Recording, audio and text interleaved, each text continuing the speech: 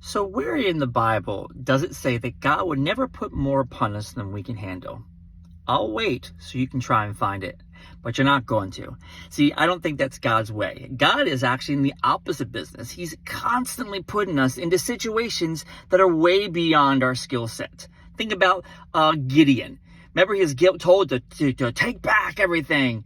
And he's like, I'm not going to do that. He was afraid. Why? So God had to shrink him back down just to 300 so he could handle it.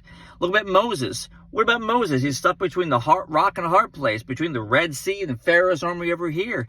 That was way over his head. God put Moses in an impossible situation. Why?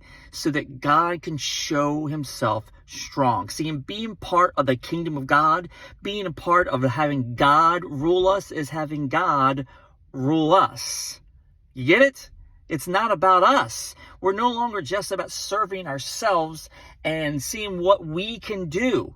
See, if I'm only limited to my resources, my abilities, my circle of friends, my resources, my intelligence, all that, then I'm limited, very much so. However, being a part of the kingdom is being unlimited.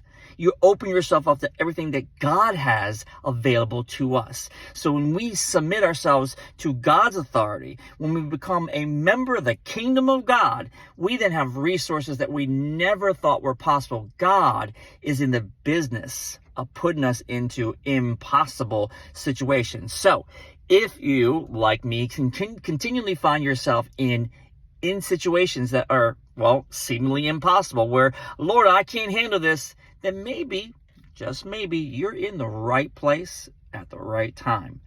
That's when we have to give ourselves up to him. That's when we have to submit our wills and our ways up to God.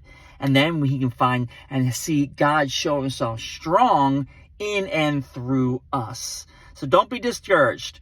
Don't be discouraged when you find yourself in a water and situations that you weren't ready for. It might be God's giving you an expansion into the kingdom of God that you weren't even ready for. But through him, you can. See, remember, you can do all things through Christ. Not just all things, period. No, all things through Christ. See, Paul wrote that. Matter of fact, you check the verse right before that verse. So let's Philippians 4:13. He was in his lowest.